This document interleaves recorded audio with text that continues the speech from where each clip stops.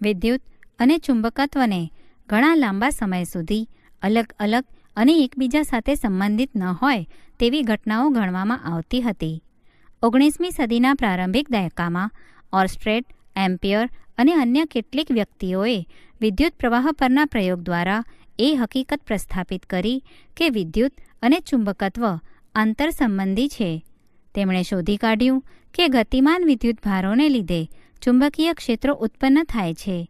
ઉદાહરણ તરીકે, વિદ્યુત પ્રવાહ તેની નજીકમાં મૂકવામાં આવેલ હોકાયંત્રની ચુંબકીય સોયમાં કોણાવર્તન ઉત્પન્ન કરે છે. કુદરતી રીતે જ આ ઘટના કેટલાક પ્રશ્નો ઊભા કરે છે, જેવા કે શું આનાથી ઉલટી પ્રક્રિયા શક્ય છે? શું ગતિમાન ચુંબકો વિદ્યુત પ્રવાહ ઉત્પન્ન કરી શકે છે? શું કુદરત વિદ્યુત અને ચુંબકત્વ વચ્ચેના આવા સંબંધને મંજૂરી આપે છે? જવાબ હા છે. 1830ની આસપાસ ઇંગ્લેન્ડમાં માઇકલ ફેરેડે અને યુએસએમાં જોસેફ હેનરી દ્વારા કરવામાં આવેલા પ્રયોગોએ દર્શાવ્યું કે બદલાતા ચુંબકીય ક્ષેત્રોની અસર નીચે બંધ ગૂંચળાઓમાં વિદ્યુત પ્રવાહ પ્રેરિત થાય છે. આ પ્રકરણમાં આપણે બદલાતા ચુંબકીય ક્ષેત્રો સાથે સંકળાયેલ ઘટનાઓનો અભ્યાસ કરીશું અને અંતર્ગત સિદ્ધાંતોને સમજીશું. એ ઘટના કે જેમાં બદલાતા ચુંબકીય ક્ષેત્રો ઉત્પન્ન થાય છે તેને યોગ્ય રીતે વિદ્યુત ચુંબકીય પ્રેરણ એટલે કે ઇલેક્ટ્રોમેગ્નેટિક ઇન્ડક્શન કહે છે. જ્યારે ફેરેડેએ સૌપ્રથમ તેમની શોધ જાહેર કરી કે ગજિયો ચુંબક અને વાયર લૂપ એટલે કે તારનો બંધ ગાળો વચ્ચેની સાપેક્ષ ગતિ એ બંધ ગાળામાં સૂક્ષ્મ વિદ્યુત પ્રવાહ ઉત્પન્ન કરે છે, ત્યારે તેમને પૂછવામાં આવ્યું કે આનો ઉપયોગ શું છે? તેમનો જવાબ હતો, કોઈ નવજાત શિશુનો ઉપયોગ શું છે? વિદ્યુત ચુંબકીય પ્રેરણની ઘટના માત્ર સૈદ્ધાંતિક અથવા શૈક્ષણિક રસ ધરાવવા પૂરતી નથી, પરંતુ તેની વ્યવહારિક ઉપયોગિતા પણ છે. એવા વિશ્વની કલ્પના કરો કે જ્યાં વીજળી નથી, ન કોઈ વિદ્યુત પ્રકાશ, ન કોઈ ટ્રેન, ન કોઈ ટેલિફોન અને ન કોઈ પર્સનલ કમ્પ્યુટર. ફેરેડે અને હેનરીના પ્રારંભિક પ્રયોગોનો આધુનિક સમયના જનરેટર્સ અને ટ્રાન્સફોર્મર્સના વિકાસમાં સીધો જ ફાળો રહ્યો છે. આજની સભ્યતાની પ્રગતિમાં વિદ્યુત ચુંબકીય પ્રેરણની શોધનો મહત્વનો ફાળો છે. ફેરેડે અને હેનરીના પ્રયોગો. The experiments of Faraday and Henry. વિદ્યુત ચુંબકીય પ્રેરણની શોધ અને સમજ ફેરેડે અને હેનરી દ્વારા કરવામાં આવેલ શ્રેણીબદ્ધ પ્રયોગો પર આધારિત છે. હવે આપણે આમાંના કેટલાક પ્રયોગોનું વર્ણન કરીશું. આકૃતિમાં દર્શાવે છે કે એક ગૂંચળું C1 ગેલ્વેનોમીટર G સાથે જોડાયેલ છે. જ્યારે ગજિયા ચુંબકનો ઉત્તર ધ્રુવ ગૂંચળા તરફ ધકેલાય છે, ત્યારે ગેલ્વેનોમીટરમાં દર્શકનું કોણાવર્તન થાય છે, જે ગૂંચળામાં વિદ્યુત પ્રવાહની હાજરી સૂચવે છે. આ કોણાવર્તન જ્યાં સુધી ગજિયો ચુંબક ગતિમાં હોય ત્યાં સુધી જ રહે છે. જ્યારે ચુંબકને સ્થિર રાખવામાં આવે ત્યારે ગેલ્વેનોમીટર કોઈપણ કોણાવર્તન બનાવતું નથી. જ્યારે ચુંબકને ગૂંચળાથી દૂર લઈ જવામાં આવે છે ત્યારે ગેલ્વેનોમીટર વિરુદ્ધ દિશામાં કોણાવર્તન દર્શાવે છે, જે પ્રવાહની દિશા ઉલટાઈ હોવાનું સૂચવે છે. વધુમાં, જ્યારે ગજિયા ચુંબકનો દક્ષિણ ધ્રુવ ગૂંચળાની નજીક કે દૂર લઈ જવામાં આવે છે ત્યારે ગેલ્વેનોમીટરમાં મળતા કોણાવર્તનો ઉત્તર ધ્રુવના કિસ્સામાં તેવી જ ગતિ માટે મળતા અનુરૂપ કોણાવર્તનોની વિરુદ્ધ દિશાના હોય છે. વધુમાં, જ્યારે ચુંબકને ઝડપથી ગૂંચળા તરફ કે તેનાથી દૂર લઈ જવામાં આવે છે ત્યારે આ કોણાવર્તન અને તેથી પ્રવાહ વધુ જોવા મળે છે. આનાથી વિરુદ્ધ, જ્યારે ગજિયા ચુંબકને સ્થિર રાખવામાં આવે છે અને ગૂંચળા C1ની ચુંબક તરફ અથવા દૂર ખસેડવામાં આવે છે ત્યારે પણ પહેલાં જેવી જ સમાન અસરો જોવા મળે છે. એ દર્શાવે છે કે ચુંબક અને ગૂંચળા વચ્ચેની સાપેક્ષ ગતિ એ ગૂંચળામાં વિદ્યુત પ્રવાહના ઉત્પાદન એટલે કે પ્રેરણ માટે જવાબદાર છે. આકૃતિમાં ગજિયા ચુંબકને સ્થાને બેટરી સાથે જોડાયેલ એક બીજા ગૂંચળા C2ને મૂકવામાં આવે છે. ગૂંચળા C2માંનો સ્થિર પ્રવાહ સ્થિર ચુંબકીય ક્ષેત્ર પેદા કરે છે. ગૂંચળા C2ને જ્યારે ગૂંચળા C1 તરફ લઈ જઈએ ત્યારે ગેલ્વેનોમીટર કોણાવર્તન દર્શાવે છે.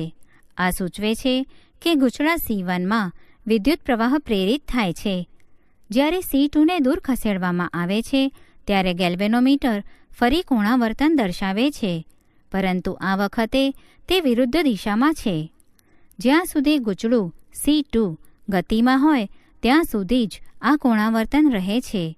જ્યારે ગૂંચળા C2ને સ્થિર રાખવામાં આવે છે અને C1ને ખસેડવામાં આવે છે ત્યારે પણ સમાન અસરો જોવા મળે છે. ઉપરોક્ત બંને પ્રયોગો અનુક્રમે ચુંબક અને ગૂંચળા વચ્ચે અને બે ગૂંચળાઓ વચ્ચેની સાપેક્ષ ગતિનો સમાવેશ કરે છે. ફેરેડેએ અન્ય એક પ્રયોગ દ્વારા દર્શાવ્યું હતું કે આ સાપેક્ષ ગતિ એ અનિવાર્ય જરૂરિયાત નથી. આકૃતિમાં એ સ્થિર રાખેલ બે ગૂંચળાઓ C1 અને C2ને દર્શાવે છે. ગૂંચળું C1 ગેલ્વેનોમીટર G સાથે જોડાયેલ છે, જ્યારે બીજું ગૂંચળું C2 ટેપિંગ કી એટલે કે દાબ કળ K દ્વારા બેટરી સાથે જોડાયેલ છે. એવું જોવા મળ્યું કે જ્યારે ટેપિંગ કી K દબાવવામાં આવે ત્યારે ગેલ્વેનોમીટર ક્ષણિક કોણાવર્તન દર્શાવે છે અને ત્યારબાદ ગેલ્વેનોમીટરમાં દર્શક તરત જ શૂન્ય પર આવી જાય છે.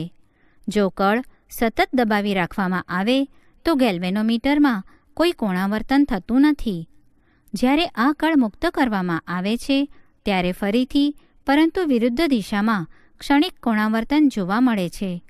એવું પણ જોવા મળ્યું કે જ્યારે ગૂંચળાઓમાં તેઓની ધરી પર લોખંડનો એક સળિયો મૂકવામાં આવે છે ત્યારે કોણાવર્તન અકલ્પનીય એટલે કે નાટ્યાત્મક રીતે વધે છે. ચુંબકીય ફ્લક્સ, મેગ્નેટિક ફ્લક્સ. વિદ્યુત ચુંબકીય પ્રેરણ પર હાથ ધરવામાં આવેલા શ્રેણીબદ્ધ પ્રયોગોને સમજાવવા માટે એક સરળ ગાણિતિક સંબંધને શોધવામાં ફેરેડેની મોટી આંતરસૂઝ રહેલ છે. જો કે આપણે તેમના નિયમોને લખીએ અને સચોટ સમજીએ તે પહેલાં આપણે ચુંબકીય ફ્લક્સ φBની સંકલ્પનાથી પરિચિત થવું જોઈએ. જેમ વિદ્યુત ફ્લક્સ વ્યાખ્યાયિત થયેલ છે તેવી જ રીતે ચુંબકીય ફ્લક્સને વ્યાખ્યાયિત કરવામાં આવે છે. સમાન ચુંબકીય ક્ષેત્ર B આકૃતિમાં મૂકવામાં આવેલા એક ક્ષેત્રફળ ધરાવતા સમતલમાંથી પસાર થતું ચુંબકીય ફ્લક્સ નીચે પ્રમાણે લખી શકાય. φB = B.A = BA cos θ 1, જ્યાં θ એ B અને A વચ્ચેનો ખૂણો છે. ક્ષેત્રફળની એક સદિશ તરીકેની સંકલ્પનાને અગાઉ ચર્ચવામાં આવી છે. સમીકરણને વક્ર સપાટી અને અનિયમિત ક્ષેત્રો માટે પણ વિસ્તારી શકાય છે. આકૃતિમાં દર્શાવ્યા પ્રમાણે જો ચુંબકીય ક્ષેત્રને સપાટી પરના વિવિધ ભાગોમાં અલગ અલગ માન અને દિશાઓ હોય તો સપાટીમાંથી પસાર થતા ચુંબકીય ફ્લક્સને φB = B1.dA1 + B2.dA2 + so on = all bi.dai2 વડે આપવામાં આવે છે, જ્યાં all એ સપાટીના સમાવેશ તમામ પૃષ્ઠખંડ DAI પરનો સરવાળો દર્શાવે છે અને BI એ પૃષ્ઠખંડ DAI પરનું ચુંબકીય ક્ષેત્ર છે. ચુંબકીય ફ્લક્સનો SI એકમ વેબર WB અથવા ટેસ્લા મીટર વર્ગ TM² છે. ચુંબકીય ફ્લક્સ એ એક અદિશ રાશિ છે. ફેરેડેનો પ્રેરણનો નિયમ, ફેરેડેઝ લો ઓફ ઇન્ડક્શન. પ્રાયોગિક નિરીક્ષણો પરથી ફેરેડે એવા નિષ્કર્ષ પર પહોંચ્યા હતા કે જ્યારે ગૂંચળા સાથે સંકળાયેલ ચુંબકીય ફ્લક્સ સમય સાથે બદલાય છે ત્યારે ગૂંચળામાં EMF પ્રેરિત થાય છે. આ ખ્યાલનો ઉપયોગ કરીને પરિચ્છેદમાંના પ્રાયોગિક અવલોકનોની ચર્ચા કરી શકાય છે. ચુંબકની ગૂંચળા C1 તરફની અથવા તેનાથી દૂરની ગતિ અને પ્રયોગમાં વિદ્યુત પ્રવાહ ધારિત ગૂંચળા C2ની ગૂંચળા C1 તરફની અથવા તેનાથી દૂરની ગતિ ગૂંચળા C1 સાથે સંકળાયેલ ચુંબકીય ફ્લક્સને બદલે છે. ચુંબકીય ફ્લક્સમાં આ ફેરફાર ગૂંચળા C1માં EMF ને પ્રેરિત કરે છે. આ એ પ્રેરિત EMF છે જે ગૂંચળા C1 અને ગેલ્વેનોમીટરમાં વિદ્યુત પ્રવાહ ઉત્પન્ન કરે છે. પ્રયોગના અવલોકનો માટે ખૂબ સરળ સમજૂતી નીચે પ્રમાણે છે. જ્યારે ટેપિંગ કી દબાવવામાં આવે છે ત્યારે ગૂંચળા C2માં વિદ્યુત પ્રવાહ અને પરિણામી ચુંબકીય ક્ષેત્ર ટૂંકા સમયગાળામાં શૂન્યથી મહત્તમ મૂલ્ય સુધી વધે છે. પરિણામે પાડોશી ગૂંચળા C1માં પણ ચુંબકીય ફ્લક્સ વધે છે. ગૂંચળા C1નો આ ચુંબકીય ફ્લક્સનો તે ફેરફાર છે જે ગૂંચળા C1માં પ્રેરિત EMF ઉત્પન્ન કરે છે. જ્યારે આ જળ દબાવી રાખવામાં આવે છે ત્યારે ગૂંચળા C2માં વિદ્યુત પ્રવાહ અચળ હોય છે. તેથી ગૂંચળા C1માં ચુંબકીય ફ્લક્સમાં કોઈ ફેરફાર થતો નથી અને ગૂંચળા C1માં વિદ્યુત પ્રવાહ શૂન્ય થશે. જ્યારે આ કળ છોડી દેવામાં આવે છે ત્યારે ટૂંકા સમયગાળામાં C2માં વિદ્યુત પ્રવાહ અને પરિણામી ચુંબકીય ક્ષેત્ર મહત્તમ મૂલ્યમાંથી શૂન્ય સુધી ઘટે છે, જેના પરિણામે ગૂંચળા C1માં ચુંબકીય ફ્લક્સમાં ઘટાડો થાય છે અને તેથી ગૂંચળા C1માં ફરીથી વિદ્યુત પ્રવાહ પ્રેરિત કરે છે. આ બધા નિરીક્ષણોમાં સામાન્ય મુદ્દો એ છે કે કોઈ પરિપથમાં ચુંબકીય ફ્લક્સના ફેરફારનો સમય દર તેમાં EMF પ્રેરિત કરે છે. ફેરેડેએ આ પ્રયોગાત્મક અવલોકનોને ફેરેડેના વિદ્યુત ચુંબકીય પ્રેરણના નિયમ તરીકે ઓળખાતા નિયમમાં રજૂ કરેલ છે. આ નિયમ નીચે દર્શાવેલ છે. પરિપથમાં પ્રેરિત EMFનું માન તે પરિપથમાંના ચુંબકીય ફ્લક્સના ફેરફારના સમય દર જેટલું હોય છે. ગાણિતિક રીતે આ પ્રેરિત EMFને એપ્સિલોન -d∅b/dt દ્વારા આપવામાં આવે છે. 3. ઋણ ચિહ્ન એપ્સિલોનની દિશા અને તેથી બંધ લૂપમાં વિદ્યુત પ્રવાહની દિશા પણ સૂચવે છે. આ અંગે વિગતવાર ચર્ચા હવે પછીના પરિચ્છેદમાં કરીશું. ખૂબ જ નજીક વીંટાળેલ N આંટાઓ ધરાવતા ગૂંચળાના કિસ્સામાં દરેક આંટા સાથે સંકળાયેલ ફ્લક્સનો ફેરફાર પણ એક સમાન છે. તેથી કુલ પ્રેરિત EMFને એપ્સિલોન -n-d∅b/dt દ્વારા અભિવ્યક્ત કરવામાં આવે છે. 4. બંધ ગૂંચળાના આંટાઓની સંખ્યા Nમાં વધારો કરીને પ્રેરિત EMFમાં વધારો કરી શકાય છે. સમીકરણો 1 અને 2 પરથી આપણે જોઈ શકીએ છીએ કે B, A અને થીટા પદોમાંથી કોઈપણ એક અથવા વધુ પદોને બદલીને ફ્લક્સમાં ફેરફાર કરી શકાય છે. પરિચ્છેદમાંના પ્રયોગો Bમાં ફેરફાર કરીને ફ્લક્સને બદલવામાં આવે છે. ચુંબકીય ક્ષેત્રમાં રહેલ ગૂંચળાનું પરિમાણ બદલીને, એટલે કે તેને નાનું કે મોટું કરીને અથવા ચુંબકીય ક્ષેત્રમાં ગૂંચળાને B અને A વચ્ચેનો કોણ થીટા બદલાય તે રીતે ફેરવતા આ ફ્લક્સમાં ફેરફાર કરી શકાય છે. આ કિસ્સાઓમાં પણ જે તે ગૂંચળાઓમાં EMF પ્રેરિત થાય છે. ઉદાહરણ 1. A 1.5 A પ્રવાહનું વહન કરતા અને 1.0 × 10⁻⁷ મીટર સ્ક્વેર જેટલું આડછેદનું ક્ષેત્રફળ ધરાવતા એક તારમાંથી વહન પામતા ઇલેક્ટ્રોન માટે સરેરાશ ડ્રિફ્ટ ઝડપ ગણો. એવું ધારો કે દરેક કોપરનો પરમાણુ એટલે કે એટમ લગભગ એક વાહક ઇલેક્ટ્રોન આપે છે. કોપરની ઘનતા 9.0 × 10³ kg/m³ અને તેનો પરમાણુ દળાંક 63.5 U છે. B. ઉપરોક્ત મળેલ ડ્રિફ્ટ ઝડપને 1. સામાન્ય તાપમાને કોપર પરમાણુઓની ઉષ્મીય ઝડપ 2. સુવાહકમાં આ ડ્રિફ્ટ ગતિ માટે જવાબદાર છે તે વિદ્યુત ક્ષેત્રની પ્રસરણની ઝડપ સાથે સરખામણી કરો. ઉકેલ. A. વાહક ઇલેક્ટ્રોનનો ડ્રિફ્ટ વેગ વિદ્યુત ક્ષેત્રની દિશાની વિરુદ્ધ દિશામાં છે, એટલે કે ઇલેક્ટ્રોન વધતા સ્થિતિમાનની દિશામાં ડ્રિફ્ટ થાય છે. ડ્રિફ્ટ ઝડપ Vd સમીકરણ 18 દ્વારા આપી શકાય. Vd I/NEA. હવે E 1.6 × 10⁻⁹ C. A 1.0 × 10⁻⁷ metre square. I 1.5 A છે. વાહક ઇલેક્ટ્રોનની ઘનતા N એ પ્રતિ ઘન મીટરમાં રહેતા પરમાણુ દરેક Cu પરમાણુ દીઠ તેનો વેલેન્સ ઇલેક્ટ્રોન 1 હોવાને કારણે એક વાહક ઇલેક્ટ્રોન ધારતા જેટલી થશે. 1 ઘન મીટર કોપરનું દળ 9.0 × 10³ kg છે.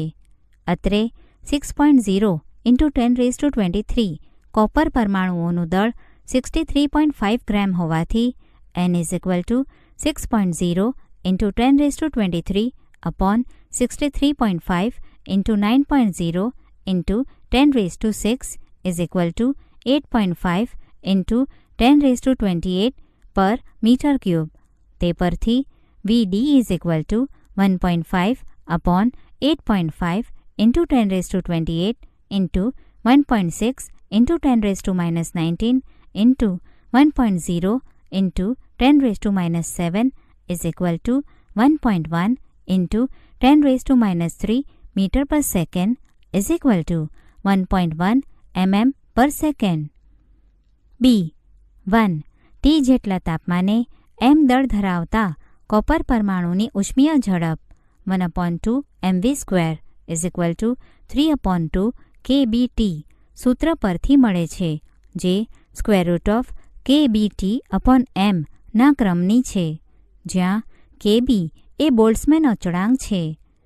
300 K તાપમાને રહેલ કોપર માટે આ લગભગ 2 × 10² મીટર પર સેકન્ડ મળે. આ સંખ્યા સુવાહકમાં કોપર પરમાણુઓની અસ્તવ્યસ્ત દોલન ઝડપ દર્શાવે છે.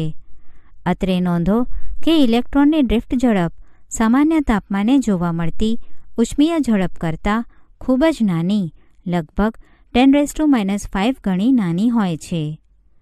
2. સુવાહકમાં પ્રસરતા વિદ્યુત ક્ષેત્રની ઝડપ વિદ્યુત ચુંબકીય તરંગ જેટલી એટલે કે 3.0 × 10⁸ મીટર પર સેકન્ડ જેટલી હોય છે.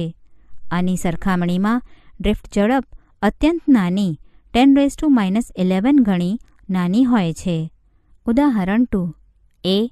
ઉદાહરણ 1માં ઇલેક્ટ્રોનની ડ્રિફ્ટ ઝડપ કેટલાક એમ્પિયરના ગાળામાંના પ્રવાહો માટે કેટલાક mm પર સેકન્ડ જેટલી હોવાનો અંદાજ કરેલ છે, તો પરિપથને બંધ એટલે કે ક્લોઝડ કરતા લગભગ તત્ક્ષણ પ્રવાહનું નિર્માણ કેવી રીતે થાય છે? ઉકેલ. પરિપથમાં લગભગ તત્ક્ષણ એટલે કે પ્રકાશની ઝડપથી વિદ્યુત ક્ષેત્ર પ્રસ્થાપિત થતાં તે દરેક બિંદુ આગળ સ્થાનિક એટલે કે લોકલ ઇલેક્ટ્રોન ડ્રિફ્ટ ઉત્પન્ન કરે છે. પ્રવાહ પ્રસ્થાપિત થવાની પ્રક્રિયાને ઇલેક્ટ્રોનને સુવાહકના એક છેડાથી બીજા છેડા સુધી પહોંચે ત્યાં સુધી રાહ જોવી પડતી નથી. આમ છતાં પ્રવાહને તેના સ્થિત મૂલ્ય સુધી પહોંચતા થોડો સમય જરૂરથી લાગે છે. બી. ઇલેક્ટ્રોન ડ્રિફ્ટ એ વાહકમાં પ્રવર્તતા વિદ્યુત ક્ષેત્રને કારણે અનુભવાતા બળને કારણે ઉદ્ભવે છે. પણ બળ તો પ્રવેગ ઉત્પન્ન કરે, તો પછી શા માટે ઇલેક્ટ્રોન અચળ એટલે કે સ્ટેડી સરેરાશ ડ્રિફ્ટ ઝડપ પ્રાપ્ત કરે છે? ઉકેલ. બી. દરેક મુક્ત ઇલેક્ટ્રોન ચોક્કસપણે પ્રવેગિત થાય છે. તેની ડ્રિફ્ટ ઝડપ ત્યાં સુધી વધે છે જ્યાં સુધી તે ધાતુના ઘન આયન અથડામણના અનુભવે. અથડામણ બાદ તે તેની ડ્રિફ્ટ ઝડપ ગુમાવે છે, પરંતુ ત્યારબાદ પ્રવેગિત થઈ તેની ડ્રિફ્ટ ઝડપ બીજી અથડામણ ના થાય ત્યાં સુધી વધે છે અને આમ વારંવાર ચાલ્યા કરશે. તેથી સમગ્રતયા સરેરાશ રીતે ઇલેક્ટ્રોન ડ્રિફ્ટ ઝડપ પ્રાપ્ત કરે છે. સી. જો ઇલેક્ટ્રોનની ડ્રિફ્ટ ઝડપ ઘણી નાની અને ઇલેક્ટ્રોનના વિદ્યુતભારનું મૂલ્ય પણ નાનું હોવા છતાં શા માટે આપણને સુવાહકમાં ખૂબ મોટા પ્રમાણમાં વિદ્યુત પ્રવાહ મળે છે? ઉકેલ. સી. ઇલેક્ટ્રોન સંખ્યા ઘનતા પ્રચંડ 10⁻29 પર મીટર ક્યુબ હોવાથી. ડી. ધાતુમાં ઇલેક્ટ્રોન જ્યારે નીચેથી ઊંચા સ્થિતિમાન તરફ ડ્રિફ્ટ થાય તો શું તેનો અર્થ એવો થયો કે ધાતુમાં રહેલા બધા જ મુક્ત ઇલેક્ટ્રોન એક જ દિશામાં ગતિ કરે છે? ઉકેલ. ડી. ના, કોઈ પણ રીતે નહીં. ડ્રિફ્ટ વેગ ઇલેક્ટ્રોનના મોટા અસ્તવ્યસ્ત વેગ પર સંપાત થાય છે. ઈ. શું બે ક્રમિક ધાતુના ઘન આયનો સાથેની અથડામણ વચ્ચે ઇલેક્ટ્રોનનો પથ 1 વિદ્યુત ક્ષેત્રની ગેરહાજરીમાં 2 વિદ્યુત ક્ષેત્રની હાજરીમાં સુરેખ હશે? ઉકેલ. ઈ. વિદ્યુત ક્ષેત્રની ગેરહાજરીમાં ગતિપથો સુરેખ હશે. વિદ્યુત ક્ષેત્રની હાજરીમાં સામાન્ય રીતે પથ વક્ર હશે. ઉદાહરણ 1.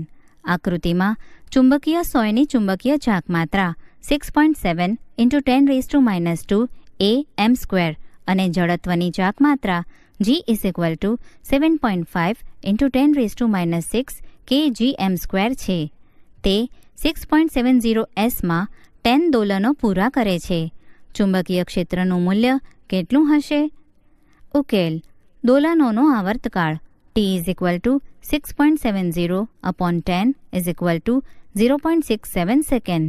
સમીકરણ 5 પરથી b is equal two 4π²g/mt² is equal two 4 × 3.14² × 7.5 × 10⁻⁶/6.7 × 10⁻² × 0.67² is equal two 0.07 t. ઉદાહરણ 2.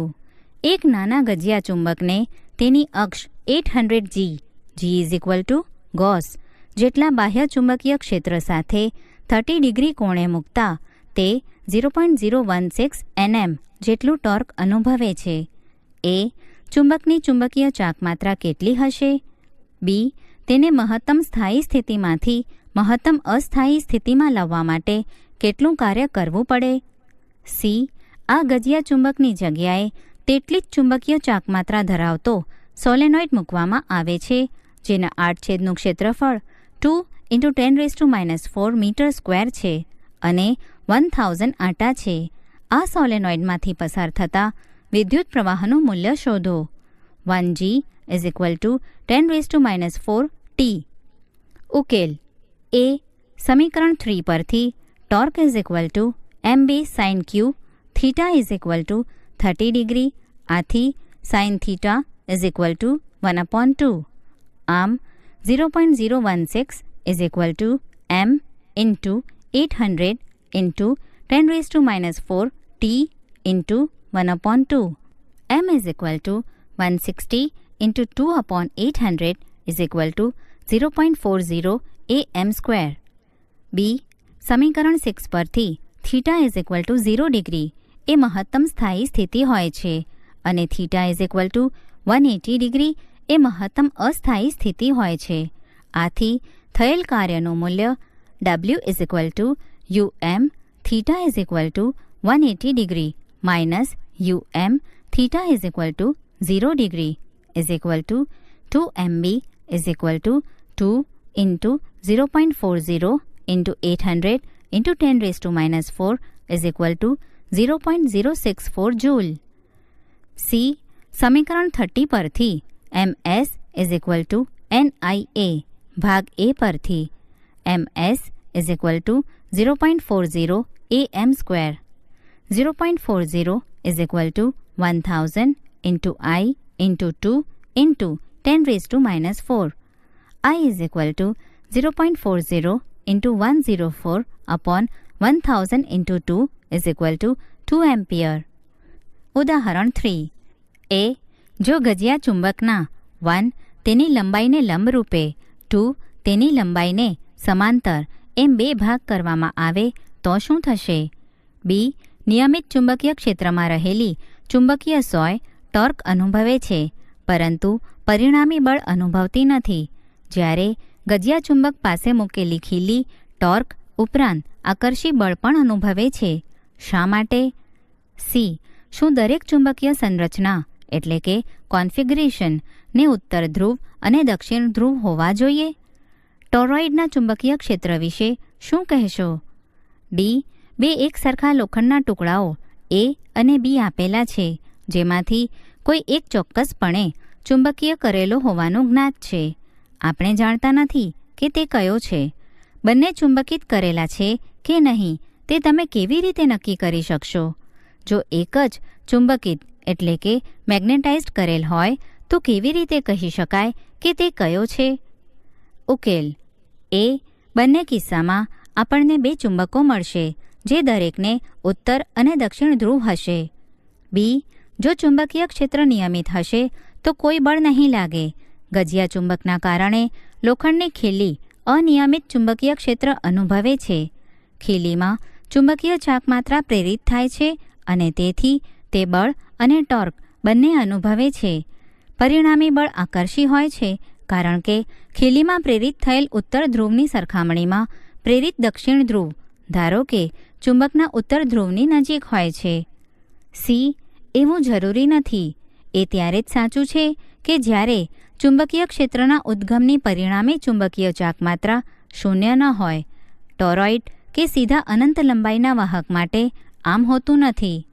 ડી, આ ટુકડાઓના જુદા જુદા છેડા એકબીજાની પાસે લાવી જુઓ. કોઈ પરિસ્થિતિ દરમિયાન અપાકર્ષી બળ અનુભવાય તો તે દર્શાવે છે કે બંને ચુંબકિત કરેલા છે. જો તે દરેક સ્થિતિમાં કાયમ આકર્ષે તો બેમાંથી એક ચુંબકિત કરેલ નથી. ગજિયા ચુંબકમાં ચુંબકીય ક્ષેત્રની તીવ્રતા તેના બંને છેડે એટલે કે ધ્રુવો પર મહત્તમ હોય છે અને વચ્ચેના ભાગમાં અત્યંત નબળી એટલે કે લઘુત્તમ હોય છે. આ હકીકતનો ઉપયોગ કરીને એ અથવા બી ચુંબક છે કે નહીં તે નક્કી કરી શકાય. બે ટુકડામાંથી કયો ચુંબક છે તે નક્કી કરવા કોઈ એક ટુકડો લો, ધારો કે એ, અને તેના કોઈ એક છેડાને બીજા ટુકડા ધારો કે બી ના કોઈ એક છેડા પાસે નીચે લાવો અને ત્યારબાદ બીના કેન્દ્ર એટલે કે મધ્યભાગ પાસે લાવો. જો તમને લાગે કે બીના કેન્દ્ર પાસે એ કોઈ બળ અનુભવતો નથી તો બી ચુંબકિત છે. જો તમને બીના છેડાથી કેન્દ્ર તરફ આવતા કોઈ ફરક ન અનુભવાય તો એ ચુંબકિત છે. ઉદાહરણ 1. પ્રયોગને ધ્યાન પર લો. એ ગેલ્વેનોમીટરમાં મોટું કોણાવર્તન મેળવવા માટે તમે શું કરશો? બી. ગેલ્વેનોમીટરની ગેરહાજરીમાં તમે પ્રેરિત વિદ્યુત પ્રવાહની હાજરીને કેવી રીતે દર્શાવશો? ઉકેલ. એ. મોટું કોણાવર્તન મેળવવા માટે નીચેનામાંથી એક કે તેથી વધુ પગલાં લઈ શકાય છે. 1. ગૂંચળા C2ની અંદર નરમ લોખંડથી બનેલ સળિયાનો ઉપયોગ કરો. 2. ગૂંચળાને શક્તિશાળી બેટરી સાથે જોડો. અને 3. આ ગોઠવણને પરીક્ષણ એટલે કે ટેસ્ટ ગૂંચળા C1 તરફ ઝડપથી ખસેડો. બી. ગેલ્વેનોમીટરને બદલે નાની ટોર્ચ લાઇટમાં હોય તેવો એક નાનો બલ્બ જોડો. બે ગૂંચળા વચ્ચેની સાપેક્ષ ગતિ બલ્બને પ્રકાશિત કરશે અને આમ પ્રેરિત વિદ્યુત પ્રવાહની હાજરી દર્શાવશે. ઉદાહરણ 2. 10 સેન્ટીમીટર બાજુવાળી અને 0.5 ઓહ્મ અવરોધ ધરાવતી એક ચોરસ લૂપ પૂર્વ પશ્ચિમ સમતલમાં ઊભી મૂકવામાં આવેલ છે. 0.10 ટીનું એક સમાન ચુંબકીય ક્ષેત્ર સમતલ પર ઉત્તર પૂર્વ દિશામાં લાગુ પાડેલ છે. આ ચુંબકીય ક્ષેત્ર 0.70 સેકન્ડમાં અચળ દરે ઘટાડીને શૂન્ય કરવામાં આવે છે. આ સમય અંતરાલ દરમિયાન પ્રેરિત EMF અને વિદ્યુત પ્રવાહના માન શોધો. ઉકેલ. આ ચુંબકીય ક્ષેત્ર સાથે ગૂંચળાના ક્ષેત્ર સદિશ દ્વારા બનાવવામાં આવેલ કોણ 45 ડિગ્રી છે. સમીકરણ 1 પરથી પ્રારંભિક ચુંબકીય flux phi BA cos theta = 0.1 × 10⁻² upon √2 WB. અંતિમ ફ્લક્સ phi minimum = 0. ફ્લક્સમાં ફેરફાર 0.70 સેકન્ડમાં કરેલ છે. સમીકરણ 3 પરથી પ્રેરિત EMFનું માન epsilon mod of delta phi B upon delta T mod of phi minus 0 upon delta T = 10⁻³ upon √2 into 0.7 = 1.0 MV. અને વિદ્યુત પ્રવાહનું માન I epsilon upon R = 10⁻³ V upon 0.5 ohm = 2 MA. ઉદાહરણ 3. 10 સેન્ટીમીટર ત્રિજ્યા 500 આંટાઓ અને 2 ઓહ્મ અવરોધ ધરાવતા એક ગોળાકાર ગૂંચળાને તેનું સમતલ પૃથ્વીના ચુંબકીય ક્ષેત્રના સમક્ષિતિજ ઘટકને લંબ રહે તે રીતે મૂકવામાં આવે છે. તેને 0.25 સેકન્ડમાં તેના ઉર્ધ્વ વ્યાસને અનુલક્ષીને 180 ડિગ્રી ભ્રમણ કરાવવામાં આવે છે. આ ગૂંચળામાં પ્રેરિત EMF અને વિદ્યુત પ્રવાહના માનનો અંદાજ લગાવો. આ સ્થળે પૃથ્વીના ચુંબકીય ક્ષેત્રનો સમક્ષિતિજ ઘટક 3.0 × 10⁻5 T છે. ઉકેલ. ગૂંચળામાં પ્રારંભિક flux phi B initial = BA cos theta = 3.0 × 10⁻5 × pi × 10⁻² × cos 0 degree is equal to 3 pi into 10⁻⁷ WB. ભ્રમણ પછી અંતિમ flux phi B final is equal to 3.0 into 10⁻⁵ into P into 10⁻² into cos 180 degree is equal to -3 pi into 10⁻⁷ WB. તેથી પ્રેરિત EMFનું અંદાજિત માન epsilon is equal to n delta phi B upon delta T is equal to 500 into 6 pi into 10⁻⁷ upon 0.25 is equal two 3.8 into 10⁻³ V છે. I is equal to epsilon upon R is equal to 1.9 into 10⁻³ A. લેન્ઝનો નિયમ અને ઉર્જા સંરક્ષણ. Lenz law and conservation of energy. 1834માં German ભૌતિક વિજ્ઞાની Heinrich Frederick લેન્ઝે 1804 to 1865 એક નિયમ તારવ્યો, જેને લેન્ઝના નિયમ તરીકે ઓળખવામાં આવે છે, જે સ્પષ્ટ અને સંક્ષિપ્ત સ્વરૂપમાં પ્રેરિત EMFની દિશા એટલે કે સંજ્ઞા આપે છે. પ્રેરિત EMFની દિશા એટલે કે સંજ્ઞા એવો હોય છે કે તે એવો વિદ્યુત પ્રવાહ ઉત્પન્ન કરે છે કે જે તેને ઉત્પન્ન કરતા ચુંબકીય ફ્લક્સના ફેરફારનો વિરોધ કરે. સમીકરણ 3માં દર્શાવેલ ઋણ ચિહ્ન આ અસરને દર્શાવે છે. પરિચ્છેદમાં પ્રયોગનું પરીક્ષણ કરીને આપણે લેન્ઝનો નિયમ સમજી શકીએ છીએ. આકૃતિમાં આપણે જોયું કે ગજિયા ચુંબકનો ઉત્તર ધ્રુવ બંધ ગૂંચળા તરફ ધકેલવામાં આવ્યો છે. જેમ જેમ ગજિયા ચુંબકનો ઉત્તર ધ્રુવ ગૂંચળા તરફ જાય છે, તેમ ગૂંચળામાંનું ચુંબકીય ફ્લક્સ વધે છે. તેથી ગૂંચળામાં વિદ્યુત પ્રવાહ એવી દિશામાં પ્રેરિત થાય છે કે તે ફ્લક્સમાં થતા વધારાનો વિરોધ કરે છે. આ તો જ શક્ય છે જો ચુંબકની બાજુમાં રહેલ નિરીક્ષકના સંદર્ભમાં ગૂંચળામાં વિદ્યુત પ્રવાહ વિષમ ઘડી દિશામાં હોય. નોંધો કે આ વિદ્યુત પ્રવાહ સાથે સંકળાયેલ ચુંબકીય ચાકમાત્રાની ઉત્તર ધ્રુવીયતા તેની નજીક જતા ચુંબકના ઉત્તર ધ્રુવ તરફ હોય છે. તેવી જ રીતે જો ચુંબકના ઉત્તર ધ્રુવને ગૂંચળાથી દૂર લઈ જવામાં આવે તો ગૂંચળામાંનું ચુંબકીય ફ્લક્સ ઘટશે. ચુંબકીય ફ્લક્સમાં થતા આ ઘટાડાનો વિરોધ કરવા માટે ગૂંચળામાં સમઘડી દિશામાં પ્રેરિત વિદ્યુત પ્રવાહ વહે છે અને તેનો દક્ષિણ ધ્રુવ દૂર જતાં ગજિયો ચુંબકના ઉત્તર ધ્રુવની દિશામાં હોય છે. આ એક એવા આકર્ષણ બળમાં પરિણમે છે કે જે ચુંબકની ગતિ અને તેને અનુરૂપ ફ્લક્સના ઘટાડાનો વિરોધ કરે છે. ઉપરોક્ત ઉદાહરણમાં જો બંધ ગૂંચળાના સ્થાને ખુલ્લા પરિપથ એટલે કે ઓપન સર્કિટનો ઉપયોગ કરવામાં આવે તો શું થશે? આ કિસ્સામાં પણ પરિપથના ખુલ્લા છેડાઓ વચ્ચે EMF પ્રેરિત થશે. આ પ્રેરિત EMFની દિશા લેન્ઝના નિયમનો ઉપયોગ કરીને શોધી શકાય છે. આકૃતિમાં વિચાર કરો. તેઓ પ્રેરિત પ્રવાહની દિશા સમજવા માટેની સરળ રીત પ્રદાન કરે છે. આ બાબતે થોડું મંથન કરતાં લેન્ઝના નિયમની સચોટતાની આપણને ખાતરી થશે. ધારો કે પ્રેરિત વિદ્યુત પ્રવાહ આકૃતિમાં દર્શાવાયેલી દિશાની વિરુદ્ધમાં હતી. તે કિસ્સામાં પ્રેરિત વિદ્યુત પ્રવાહને કારણે ઉદ્ભવતા દક્ષિણ ધ્રુવ ચુંબકના ઉત્તર ધ્રુવની સામે આવે. ત્યારબાદ ગજિયો ચુંબક ગૂંચળા તરફ સતત વધતા પ્રવેગથી આકર્ષિત થશે. ચુંબક પર હળવો ધક્કો આ પ્રક્રિયાને શરૂ કરશે અને તેનો વેગ તથા ગતિ ઉર્જા કોઈ ઉર્જાના ખર્ચ વિના સતત વધશે. જો આમ થઈ શકે તો કોઈ યોગ્ય વ્યવસ્થા દ્વારા શાશ્વત ગતિવાળું મશીન બનાવી શકાય. આ ઉર્જાના સંરક્ષણના નિયમનું ઉલ્લંઘન કરે છે અને તેથી તે શક્ય નથી.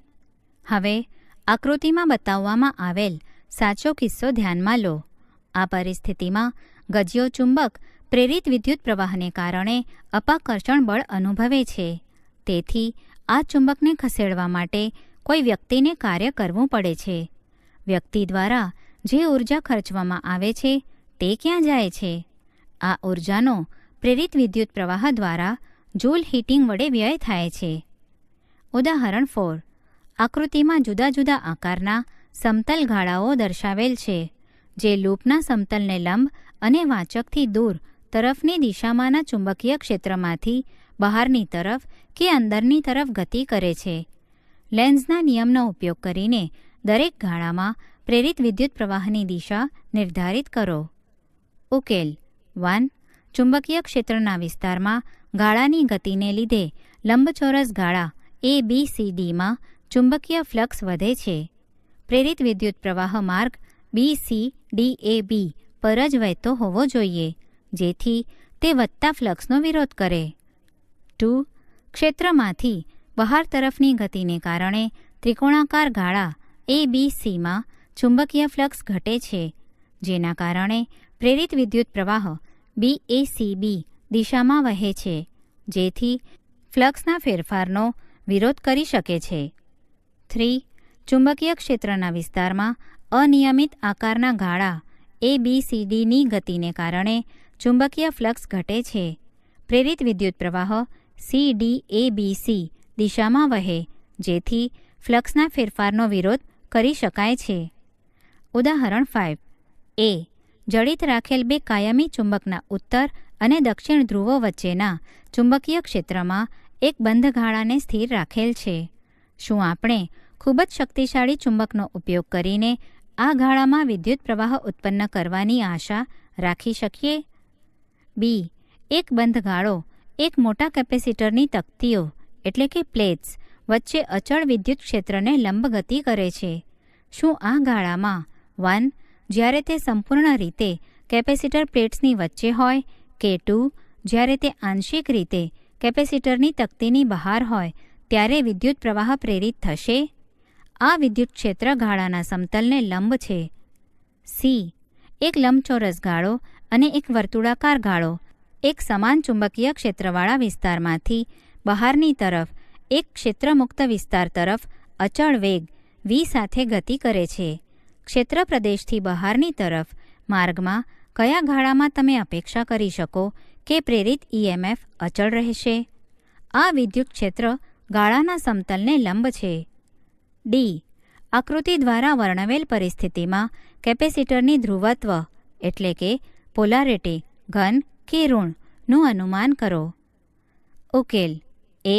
ખૂબ જ શક્તિશાળી ચુંબક હોય તો પણ ગાળામાં વિદ્યુત પ્રવાહ ફક્ત ચુંબકીય ફ્લક્સ બદલીને જ પ્રેરિત કરી શકાય છે. B. કોઈપણ કિસ્સામાં પ્રવાહ પ્રેરિત થતો નથી. વિદ્યુત ફ્લક્સને બદલીને વિદ્યુત પ્રવાહ પ્રેરિત કરી શકાતો નથી. C. માત્ર લંબચોરસ ગાળાના કિસ્સામાં જ પ્રેરિત EMF અચળ રહેવાની ધારણા છે. ગોળાકાર ગાળાના કિસ્સામાં ક્ષેત્રના વિસ્તારમાંથી બહાર નીકળતા ગાળાના વિસ્તારના ફેરફારનો દર અચળ નથી, તેથી પ્રેરિત EMF તેને અનુરૂપ બદલાશે. D. કેપેસિટરમાં પ્લેટ Aનું ધ્રુવત્વ પ્લેટ Bના સંદર્ભમાં ઘન હશે. ગતિકીય વિદ્યુત ચાલક બળ મોશનલ ઇલેક્ટ્રોમોટિવ ફોર્સ. ચાલો આપણે એક સીધા વાહકને નિયમિત અને સમય સ્વતંત્ર ચુંબકીય ક્ષેત્રમાં ગતિ કરતો વિચારીએ. આકૃતિમાં લંબચોરસ વાહક PQRS દર્શાવે છે, જેમાં વાહક PQ ગતિ કરવા માટે મુક્ત છે. આ સળિયા PQને આકૃતિમાં દર્શાવ્યા મુજબ અચળ વેગ Vથી ડાબી તરફ ગતિ કરાવવામાં આવે છે. ધારો કે ઘર્ષણને કારણે ઊર્જાનો કોઈ વ્યય થતો નથી. PQRS એક બંધ પરિપથ બનાવે છે, જેના વડે ઘેરાયેલ ક્ષેત્રફળ PQની ગતિ સાથે બદલાય છે. તેને આ ગોઠવણના સમતલને લંબ એવા એક સમાન ચુંબકીય ક્ષેત્રમાં મૂકવામાં આવેલ છે. જો લંબાઈ RQ = x અને RS = L હોય તો ગાળા PQRS દ્વારા ઘેરાયેલ ચુંબકીય ફ્લક્સ φB = BLX હશે. x સમય સાથે બદલાતું હોવાથી ફ્લક્સ φBના ફેરફારનો દર EMF પ્રેરિત કરશે, જેને નીચે મુજબ આપી શકાય. Epsilon = -d φB /dt -d/dt BLX -PL dx/dt BLV. જ્યાં આપણે dx/dt -v ઉપયોગ કર્યો છે, તે વાહક PQની ઝડપ છે. પ્રેરિત EMF BLVને ગતિકીય EMF કહેવામાં આવે છે. આમ આપણે ચુંબકીય ક્ષેત્રને બદલ્યા વગર વાહકને ખસેડીને અર્થાત પરિપથ દ્વારા ઘેરાયેલા ચુંબકીય ફ્લક્સને બદલીને પ્રેરિત EMF ઉત્પન્ન કરી શકીએ છીએ. વાહક PQના મુક્ત વિદ્યુતભાર વાહક કણો પર લાગતા લોરેન્ઝ બળને ધ્યાનમાં લઈને પણ સમીકરણ 5માં અભિવ્યક્ત કરેલ ગતિકીય EMFને સમજાવી શકાય છે. આ વાહક PQમાં કોઈપણ યથેચ્છ વિદ્યુતભાર Q લો. જ્યારે આ સળિયો V ઝડપથી ગતિ કરે છે ત્યારે આ વિદ્યુતભાર પણ ચુંબકીય ક્ષેત્ર Bમાં V ઝડપ સાથે ગતિ કરશે. આ વિદ્યુતભાર પર QVB મૂલ્યનું લોરેન્ઝ બળ લાગે છે અને તેની દિશા Q તરફની છે. સળિયા PQ પર તેમના સ્થાનથી સ્વતંત્ર તમામ વિદ્યુતભારો આ જ મૂલ્ય અને દિશાના બળનો અનુભવ કરે છે. વિદ્યુતભારને P થી Q સુધી ખસેડવા માટે થતું કાર્ય W=QVBL છે. EMF એ એકમ વિદ્યુતભાર દીઠ થતું કાર્ય હોવાથી W/Q=BLV. આ સમીકરણ સળિયાના બે છેડા વચ્ચે પ્રેરિત EMF આપે છે અને સમીકરણ 5ને સમતુલ્ય છે. અમે અહીં એ વાત પર ભાર મૂકીએ છીએ કે અમારી આ રજૂઆતમાં સંપૂર્ણ રૂપે પરિપૂર્ણ નથી, પરંતુ જ્યારે એક વાહક સમાન અને સમય સ્વતંત્ર ચુંબકીય ક્ષેત્રમાં ગતિ કરતો હોય ત્યારે આ આપણને ફેરેડેના નિયમના આધારને સમજવામાં મદદ કરે છે. બીજી તરફ તે સ્પષ્ટ નથી કે જ્યારે વાહક સ્થિર હોય અને ચુંબકીય ક્ષેત્ર બદલાતું હોય ત્યારે EMF કેવી રીતે પ્રેરિત થાય છે. આ એ હકીકત છે કે જે ફેરેડેએ ઘણા પ્રયોગો દ્વારા ચકાસી હતી. એક સ્થિર વાહકના કિસ્સામાં તેના વિદ્યુતભારો પરનું બળ F=QE+V×B=QE6 દ્વારા આપવામાં આવે છે કારણ કે V=0 છે. તેથી વિદ્યુતભાર પર લાગતું કોઈપણ બળ માત્ર વિદ્યુત ક્ષેત્રના પદ Eમાંથી ઉદ્ભવશે. તેથી પ્રેરિત EMF અથવા પ્રેરિત વિદ્યુતભારના અસ્તિત્વને સમજાવવા માટે આપણે એવું ધારવું જ પડે કે સમય સાથે બદલાતું ચુંબકીય ક્ષેત્ર વિદ્યુત ક્ષેત્ર ઉત્પન્ન કરે છે. જો કે આપણે એ માનવા માટે ઉતાવળ કરીએ છીએ કે સ્થિર વિદ્યુતભાર દ્વારા ઉત્પાદિત વિદ્યુત ક્ષેત્રને અલગ અલગ ગુણધર્મો હોય છે. આપણે શીખ્યા કે ગતિમાન વિદ્યુતભાર અથવા વિદ્યુત પ્રવાહ સ્થિર ચુંબક પર બળ અથવા બળયુગ્મ એટલે કે ટોર્ક લગાવી શકે છે. તેથી ઉલટું ગતિમાન ગજિયો ચુંબક અથવા વધુ વ્યાપક રીતે બદલાતું ચુંબકીય ક્ષેત્ર સ્થિર વિદ્યુતભાર પર બળ લગાડી શકે છે. ફેરેડેની શોધનું આ મૂળભૂત મહત્વ છે. વિદ્યુત અને ચુંબકત્વ સંબંધિત છે. ઉદાહરણ 6, જેનો છેડો 1m ત્રિજ્યાના ગોળાકાર ધાતુની રિંગ એટલે કે વલયના કેન્દ્રમાં લટકાવેલ અને બીજો છેડો પરિઘ પર હોય તેવા 1mની લંબાઈના ધાતુના એક સળિયાને 50 રિવોલ્યુશન પર સેકન્ડ આવૃત્તિ સાથે કેન્દ્રમાંથી પસાર થતી અને રિંગના સમતલને લંબ અક્ષને અનુલક્ષીને ભ્રમણ કરાવવામાં આવે છે. અક્ષને સમાંતર 1Tનું અચળ અને એક સમાન ચુંબકીય ક્ષેત્ર બધે જ પ્રવર્તિત છે. આ કેન્દ્ર અને ધાતુની રિંગ વચ્ચે કેટલું EMF હશે? ઉકેલ. રીત 1. જેમ સળિયો ફરે છે તેમ લોરેન્ઝ બળને કારણે સળિયાના મુક્ત ઇલેક્ટ્રોન બાહ્ય છેડા તરફ ગતિ કરે છે અને રિંગ પર વિતરિત થાય છે. આ રીતે વિદ્યુતભારોના અલગ થવાના પરિણામે સળિયાના છેડા વચ્ચે EMF ઉત્પન્ન થાય છે. EMFના કોઈ એક ચોક્કસ મૂલ્ય માટે આનાથી વધુ ઇલેક્ટ્રોનનું વહન નથી થતું અને એક સ્થિર સ્થિતિ પ્રાપ્ત થાય છે. સમીકરણ 5નો ઉપયોગ કરીને સળિયો ચુંબકીય ક્ષેત્રને કાટખૂણે ગતિ કરતો હોવાથી તેની લંબાઈ dr માં ઉત્પન્ન થતા EMFનું મૂલ્ય નીચે મુજબ આપવામાં આવે છે. d∈BV/dr. તેથી ∫ DE ∫ from 0 to r BV/dr ∫ from 0 to r B⍵r dr B⍵r²/2. આપણે V is equal to omega આરનો ઉપયોગ કર્યો છે. આ પરથી epsilon is equal to 1/2 into 1.0 into 2 pi into 50 into 1 square is equal to 157 V. રીત 2.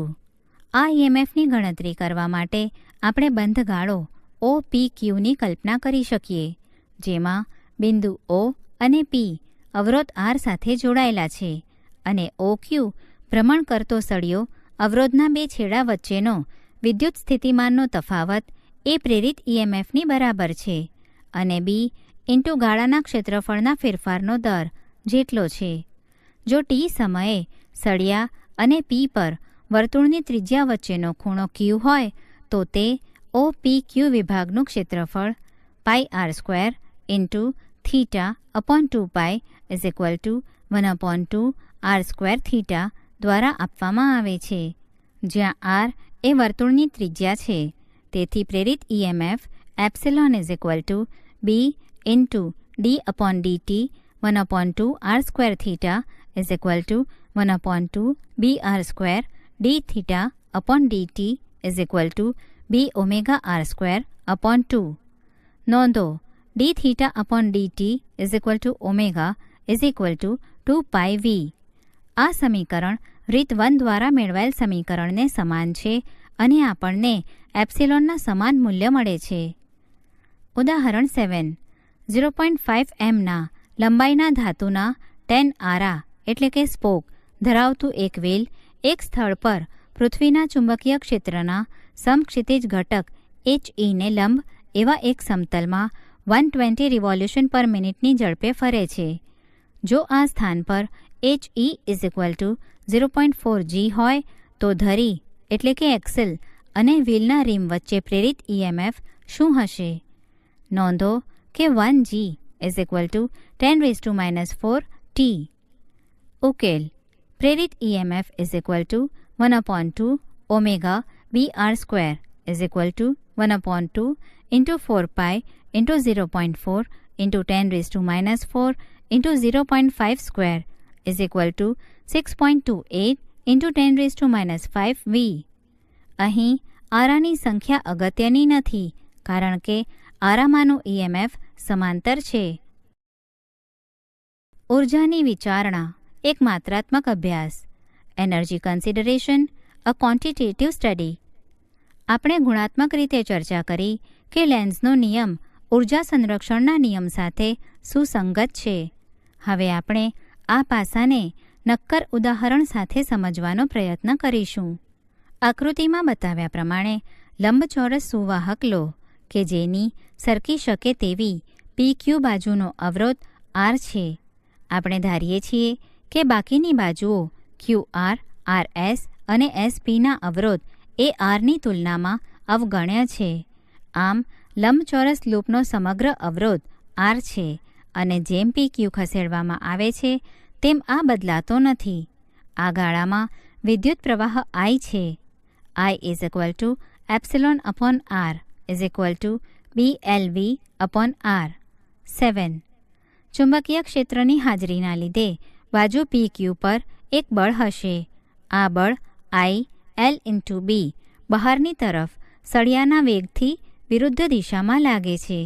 આ બળનું મૂલ્ય F is equal two I1B is equal two B²L²V²/R છે. અહીં આપણે સમીકરણ 7નો ઉપયોગ કર્યો છે. નોંધો કે આ બળ સળિયાની દિશામાં વિદ્યુત ભારો, વિદ્યુત પ્રવાહ માટે જવાબદાર ના ડ્રિફ્ટ વેગ અને પરિણામે તેમના પર લાગતા લોરેન્ઝ બળના કારણે છે. વૈકલ્પિક રીતે બાજુ PQને અચળ ઝડપ v સાથે ગતિ કરાવવામાં આવે. આમ કરવા માટે જરૂરી power P is equal two FV is equal two B²L²V²/R છે. 8. અત્રે આમ કરવા જરૂરી પરિબળ એ યાંત્રિક છે. આ યાંત્રિક ઉર્જા ક્યાં જાય છે? જવાબ છે તે જૂલ ઉષ્મા એટલે કે જૂલ હીટ તરીકે વ્યય પામે છે અને તેને PJ is equal two I²R is equal two BLV/R² R is equal two B²L²V²/R દ્વારા આપવામાં આવે છે, જે સમીકરણ 8ને સમાન છે. આમ યાંત્રિક ઉર્જા કે જે ભુજા PQને ખસેડવા માટે જરૂરી હતી તે વિદ્યુત ઉર્જા, પ્રેરિત EMF અને પછી ઉષ્મા ઉર્જામાં રૂપાંતરિત થાય છે. પરિપથમાંથી વહન પામતા વિદ્યુતભાર અને ચુંબકીય ફ્લક્સમાં થતા ફેરફાર વચ્ચે એક રસપ્રદ સંબંધ છે. ફેરેડેના નિયમ પરથી આપણે શીખ્યા છીએ કે પ્રેરિત EMFનું મૂલ્ય |ΔΦB/ΔT છે. જો કે |IR|∆Q/ΔTR. આમ ΔQ=ΔΦB/R. ઉદાહરણ 8. આકૃતિનો સંદર્ભ લો. લંબચોરસ વાહકની ભુજા PQને x0 થી બહારની તરફ ગતિ કરાવવામાં આવે છે. એક સમાન ચુંબકીય ક્ષેત્ર આ સમતલને લંબ છે અને x0 થી x=b સુધી વિસ્તરેલ છે અને x>b માટે 0 છે. માત્ર ભુજા PQ જ નોંધપાત્ર અવરોધ R ધરાવે છે. જ્યારે PQને અચળ ઝડપ v સાથે x0 થી x2b સુધી બહારની તરફ ખેંચવામાં આવે અને ત્યારબાદ x0 પર પરત ખસેડવામાં આવે તે સ્થિતિનો વિચાર કરો. ફ્લક્સ, પ્રેરિત EMF, ભુજાને ખેંચવા માટે જરૂરી બળ અને જૂલ ઉષ્મા તરીકે વ્યય થતા પાવર માટેના સૂત્રો મેળવો. અંતર સાથે આ રાશિઓના બદલાવને રેખાંકિત કરો. ઉકેલ. પહેલાં આપણે x0 થી x2b આગળની ગતિ માટે વિચાર કરીએ. આ પરિપથ SPQR સાથે જોડાયેલા ફ્લક્સ φB છે. φB BLX 0 < x b BLB B < x 2b. પ્રેરિત EMF -d∅B/dt -BLV 0 < x b 0 B < x 2b. જ્યારે પ્રેરિત EMF શૂન્ય ના હોય ત્યારે વિદ્યુત પ્રવાહ I મૂલ્યમાં I BLV/R. ILB એ ભુજા PQને સતત અચળ ગતિમાં રાખવા માટે જરૂરી બળ છે. તેની દિશા ડાબી તરફની છે. આ બળનું માન F B²L²V/R 0 < x b 0 B < x 2b. Joule ઉષ્માનો વ્યય PJ I²R B²L²V²/R 0 < x b 0 B < x 2b છે. આમ x2b થી x0 ની અંદર ગતિ માટે સમાન સૂત્રો મળે છે. આકૃતિમાં પ્રદર્શિત વિવિધ રાશિઓના ચિત્રનું અવલોકન કરીને સમગ્ર પ્રક્રિયાને સમજી શકાય છે. ઘૂમરી પ્રવાહો એડી કરન્ટ્સ. આપણે વાહકમાં વર્તુળાકાર ગાળા જેવા સુવ્યાખ્યાયિત પથમાં પ્રેરિત વિદ્યુત પ્રવાહોનો અભ્યાસ કર્યો છે. વાહકના મોટા ટુકડાઓને પણ જ્યારે બદલાતા ચુંબકીય ફ્લક્સમાં મૂકવામાં આવે છે ત્યારે તેમાં પણ પ્રેરિત પ્રવાહો ઉત્પન્ન થાય છે. જો કે તેમના વહનની પેટર્ન એટલે કે ભાત પ્રકાર પાણીમાં ઘૂમરાતા વમળો જેવી હોય છે. આ અસર ભૌતિકશાસ્ત્રી ફુકો 1819-1868 દ્વારા શોધવામાં આવી હતી અને આ પ્રવાહોને ઘૂમરી પ્રવાહ કહેવામાં આવે છે. આકૃતિમાં બતાવ્યા પ્રમાણેનું એક ઉપકરણ ધ્યાનમાં લો. એક પ્રબળ ચુંબકના ધ્રુવો વચ્ચે તાંબાની પ્લેટને એક સરળ લોલકની જેમ દોલન કરવા દેવામાં આવે છે. આમાં એવું જોવા મળ્યું કે દોલન ગતિનું અવમંદન થાય છે અને થોડાક સમયમાં પ્લેટ ચુંબકીય ક્ષેત્રમાં સ્થિર થઈ જાય છે. આપણે વિદ્યુત ચુંબકીય પ્રેરણના આધારે આ ઘટનાને સમજાવી શકીએ છીએ. જ્યારે પ્લેટ સાથે સંકળાયેલ ચુંબકીય ફ્લક્સ સતત બદલાતું રહે છે. આ ફ્લક્સનો ફેરફાર પ્લેટમાં ઘુમરી પ્રવાહ પ્રેરિત કરે છે. જ્યારે પ્લેટ ધ્રુવો વચ્ચેના વિસ્તારમાં પ્રવેશે છે ત્યારે અને જ્યારે તે આ વિસ્તારમાંથી બહાર જાય છે ત્યારે ઘુમરી પ્રવાહોની દિશા વિરુદ્ધ હોય છે. આકૃતિમાં બતાવ્યા પ્રમાણે જો કોપર પ્લેટમાં લંબચોરસ ખાંચા પાડવામાં આવે તો ઘુમરી પ્રવાહોના વહન માટે ઉપલબ્ધ વિસ્તાર ઓછો થાય છે. આમ છિદ્ર અથવા ખાંચા ધરાવતી લોલકની પ્લેટ વિદ્યુત ચુંબકીય અવમંદન ઘટાડે છે અને પ્લેટ વધુ મુક્તપણે ઝૂલે છે. નોંધો કે પ્રેરિત પ્રવાહોની ચુંબકીય ચાક માત્રાઓ જે ગતિનો વિરોધ કરે છે પ્રવાહો દ્વારા ઘેરાતા ક્ષેત્રફળ પર આધાર રાખે છે. આ હકીકત ટ્રાન્સફોર્મર્સના ધાતુના ગર્ભ એટલે કે કોર્સમાં ઘુમરી પ્રવાહ ઘટાડવામાં મદદરૂપ થાય છે. ઇલેક્ટ્રિક મોટર અને આવા અન્ય ઉપકરણોમાં ગૂંચળું ધાતુના ગર્ભ પર વીંટાળેલ હોય છે. ઘુમરી પ્રવાહો અનિચ્છનીય છે કારણ કે તેઓ ગર્ભને ગરમ કરે છે અને ઉષ્માના સ્વરૂપમાં વિદ્યુત ઉર્જાનો વ્યય કરે છે. ધાતુનો ગર્ભ બનાવવા માટે ધાતુના આવરણો એટલે કે સૂક્ષ્મ પડ લેમિનેશન્સનો ઉપયોગ કરીને ઘુમરી પ્રવાહોને ઘટાડી શકાય છે. આ આવરણો એ વાર્નિશ એટલે કે લેકર જેવા અવાહક પદાર્થથી અલગ પાડેલ હોય છે. આ આવરણોનું સમતલ ચુંબકીય ક્ષેત્રને સમાંતર જ ગોઠવવું જોઈએ જેથી તેઓ ઘુમરી પ્રવાહના પથો કાપી શકે. આવી રચના ઘુમરી પ્રવાહની તીવ્રતા ઘટાડે છે. વિદ્યુત ઉર્જાનું ઉષ્મામાં વ્યય એ વિદ્યુત પ્રવાહની તીવ્રતાના વર્ગ પર આધાર રાખે છે. તેથી ઉષ્માના પ્રમાણમાં નોંધપાત્ર ઘટાડો થાય છે. ઘુમરી પ્રવાહો કેટલીક રચનાઓના ઉપયોગોમાં લાભકારક છે જેમ કે 1. ટ્રેનમાં મેગ્નેટિક બ્રેકિંગ. પ્રબળ શક્તિશાળી વિદ્યુત ચુંબકો કેટલીક વિદ્યુત સંચાલિત ટ્રેનમાં પાટાઓની ઉપર સ્થિત હોય છે. જ્યારે વિદ્યુત ચુંબકો સક્રિય થાય છે ત્યારે ટ્રેનમાં પ્રેરિત ઘુમરી પ્રવાહ ટ્રેનની ગતિનો વિરોધ કરે છે. આમાં કોઈ યાંત્રિક જોડાણો ન હોવાથી બ્રેકિંગ અસર ઝટકા રહિત છે. 2. વિદ્યુત ચુંબકીય અવમંદન ઇલેક્ટ્રોમેગ્નેટિક ડેમ્પિંગ. કેટલાક ગેલ્વેનોમીટરમાં બિનચુંબકીય ધાતુની સામગ્રીમાંથી બનેલો સ્થિર ગર્ભ એટલે કે કોર હોય છે. જ્યારે ગૂંચળું દોલન કરે છે ત્યારે ગર્ભમાં ઉત્પન્ન થયેલ ઘુમરી પ્રવાહો ગતિનો વિરોધ કરે છે અને ગૂંચળાને ઝડપથી સ્થિર સ્થિતિમાં લાવે છે. 3. પ્રેરણ ભઠ્ઠી ઇન્ડક્શન ફર્નેસ. ઇન્ડક્શન ફર્નેસના ઉપયોગથી ઉચ્ચ તાપમાન ઉત્પન્ન કરીને ઘટક ધાતુઓને પીગાળીને મિશ્ર ધાતુ તૈયાર કરી શકાય છે.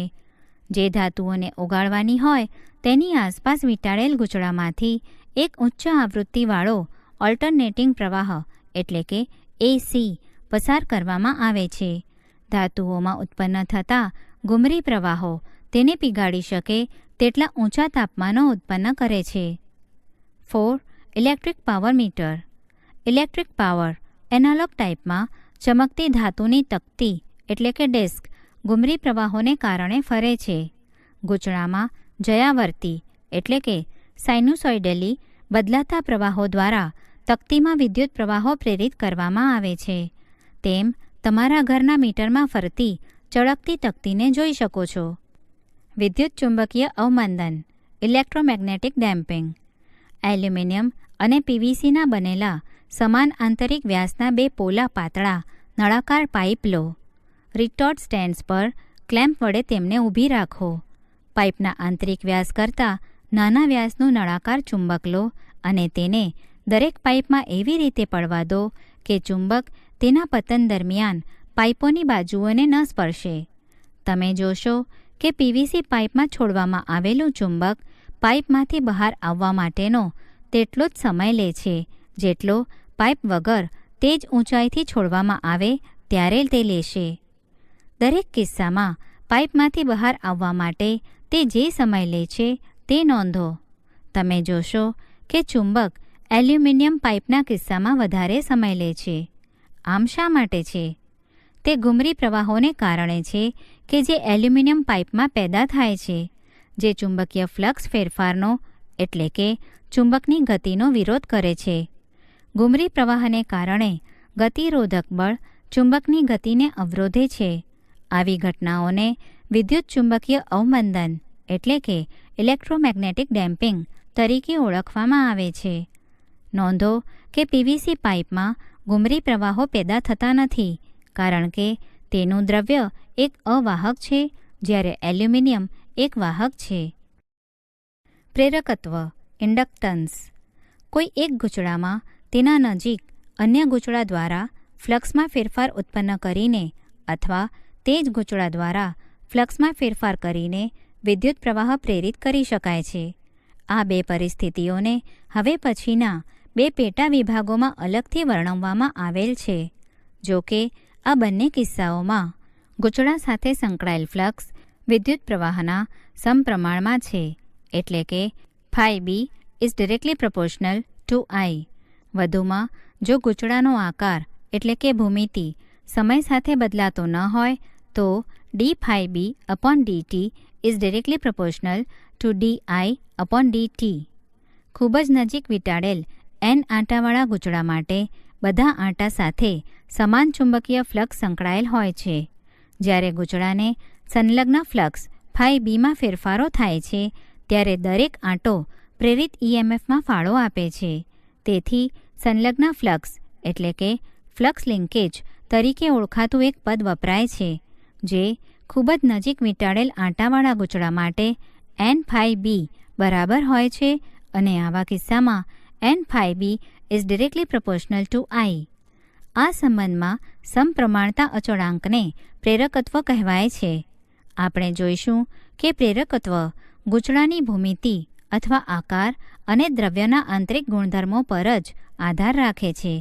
આ બાબત કેપેસિટન્સના જેવી છે, જે સમાંતર પ્લેટ કેપેસિટર માટે પ્લેટનું ક્ષેત્રફળ અને પ્લેટ વચ્ચેના અંતર અથવા ભૂમિતિ અને વચ્ચે રહેલા માધ્યમના પરાવિદ્યુત એટલે કે ડાયઇલેક્ટ્રિક અચળાંક K દ્રવ્યનો આંતરિક ગુણધર્મ પર આધારિત છે. પ્રેરકત્વ એક અદિશ રાશિ છે. તેના પરિણામો mL² T⁻² A⁻² છે, જે ફ્લક્સના પરિમાણોને પ્રવાહના પરિમાણો વડે ભાગીને એટલે કે ભાગાકાર કરીને આપવામાં આવે છે. પ્રેરકત્વનો SI એકમ હેનરી છે અને તેને H દ્વારા દર્શાવવામાં આવે છે. જોસેફ હેનરી કે જેમણે USAમાં વિદ્યુત ચુંબકીય પ્રેરણ શોધ્યું હતું, તેમના માનમાં આ નામ આપવામાં આવ્યું હતું, જે ઇંગ્લેન્ડમાં ફેરેડેની શોધથી સ્વતંત્ર હતું. અન્યોન્ય પ્રેરકત્વ મ્યુચ્યુઅલ ઇન્ડક્ટન્સ, જે L લંબાઈના લાંબા બે સમઅક્ષીય સોલેનોઇડ્સ દર્શાવે છે.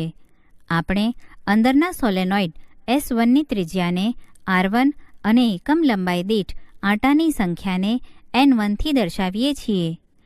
બાહ્ય સોલેનોઇડ S2 માટે આ રાશિઓ અનુક્રમે R2 અને N2 છે.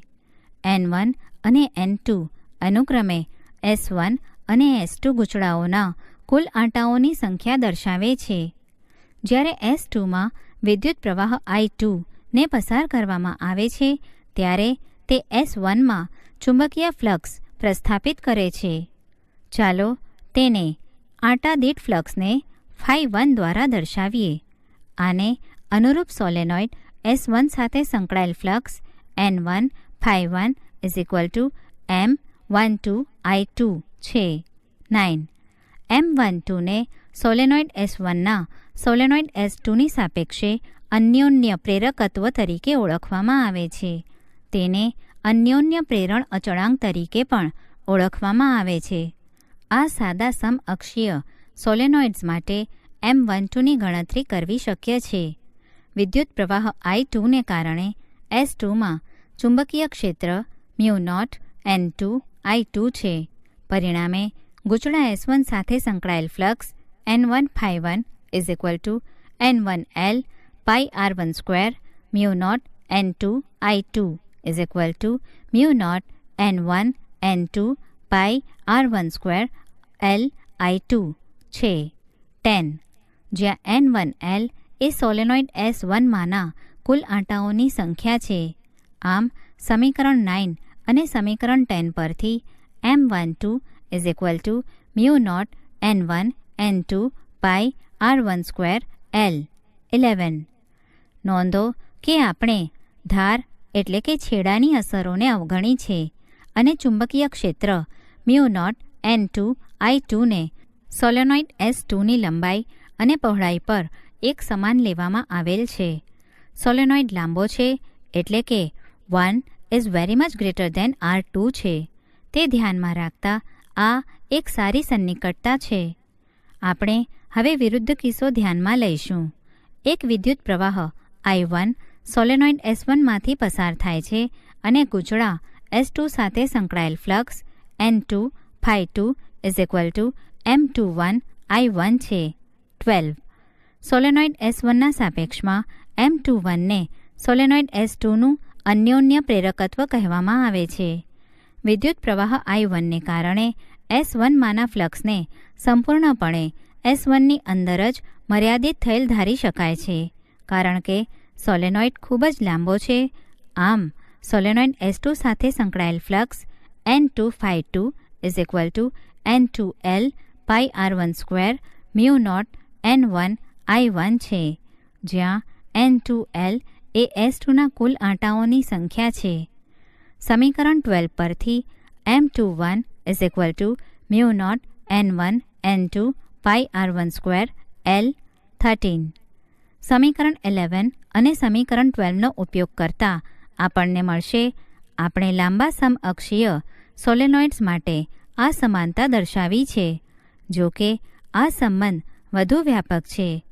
નોંધો કે જો આંતરિક સોલેનોઇડ એ બાહ્ય સોલેનોઇડ કરતાં ખૂબ ટૂંકા હોય અને ખૂબ જ અંદર રાખવામાં આવેલ હોય તો પણ હજુ આપણે સંકળાયેલ ફ્લક્સ N1 ગણી શકીએ છીએ, કારણ કે અંદરનો સોલેનોઇડ બાહ્ય સોલેનોઇડના કારણે ઉદ્ભવતા સમાન ચુંબકીય ક્ષેત્રમાં અસરકારક રીતે સંપૂર્ણપણે રહેલ છે. આ કિસ્સામાં M12ની ગણતરી સરળ હશે. જો કે બાહ્ય સોલેનોઇડ સાથે સંકળાયેલ ફ્લક્સની ગણતરી કરવી અત્યંત મુશ્કેલ હશે, કારણ કે અંદરના સોલેનોઇડને લીધે બાહ્ય સોલેનોઇડની લંબાઈ પર તેમજ આડછેદમાં ચુંબકીય ક્ષેત્ર બદલાય છે. તેથી આ M21ની ગણતરી પણ આ કિસ્સામાં અત્યંત મુશ્કેલ હશે. આવી પરિસ્થિતિઓમાં સમાનતા M12 M21 ખૂબ ઉપયોગી છે. આપણે ઉપરના ઉદાહરણમાં સોલેનોઇડની અંદરના માધ્યમને હવા ગણીને સમજાવ્યું છે. તેના બદલે જો કોઈ સાપેક્ષ પરમિએબિલિટી μR વાળું માધ્યમ હાજર હોત તો અન્યોન્ય પ્રેરકત્વ M μR μ0 N1 N2 pi R12 L હશે. એ જાણવું પણ મહત્વનું છે કે ગૂંચળા, સોલેનોઇડ્સ વગેરેની એક જોડીનું અન્યોન્ય પ્રેરકત્વ તેમની વચ્ચેના અંતર તેમજ તેમના સાપેક્ષ નમન પર આધારિત છે. ઉદાહરણ 9. બે સમકેન્દ્રિત ગોળાકાર ગૂંચળા, એક નાની ત્રિજ્યા R1નું અને બીજું મોટી ત્રિજ્યા R2નું, કે જ્યાં R1 is very much less than R2 ને કેન્દ્રો સંપાત થાય તેમ સમઅક્ષીય મૂકવામાં આવેલ છે. આ ગોઠવણનું અન્યોન્ય પ્રેરકત્વ મેળવો. ઉકેલ. બાહ્ય ગોળાકાર ગૂંચળામાં વિદ્યુત પ્રવાહ I2 વહે છે તેમ લો. આ ગૂંચળાના કેન્દ્રમાં ક્ષેત્ર B2 μ0 I2/2R2 છે. બીજું સમઅક્ષીય ગૂંચળું ખૂબ નાની ત્રિજ્યાનું હોવાના કારણે B2ને તેના આડછેદના ક્ષેત્રફળ પર સમાન ગણી શકાય. તેથી φ1 pi R12 B2 μ0 pi R12/2R2 I2 M12 I2. આમ M12 μ0 pi R12/2R2. સમીકરણ 14 પરથી M12 M21 μ0 pi R12/2R2. આપણે પરિચ્છેદનો પ્રયોગ યાદ કરીએ. તે પ્રયોગમાં જ્યારે ગૂંચળા C2માંથી વહેતા વિદ્યુત પ્રવાહમાં કોઈ ફેરફાર થતો હતો ત્યારે ગૂંચળા C1માં EMF પ્રેરિત થતું હતું. જ્યારે ગૂંચળા C2માં પ્રવાહ I2 વહેતો હોય ત્યારે ગૂંચળા C1 N1 આંટાવાળું માનો સાથે સંકળાયેલ ફ્લક્સ φ1 લો. સમીકરણ 9 પરથી N1 φ1 MI2 મળે. સમય સાથે બદલાતા પ્રવાહ માટે dN1 phi1 upon dt is equal to dMi2 upon dt. ગૂંચળા C1માં પ્રેરિત EMF એપ્સિલોન1 is equal to minus dN1 phi1 upon dt હોવાથી આપણને એપ્સિલોન1 is equal to minus m di2 upon dt મળશે.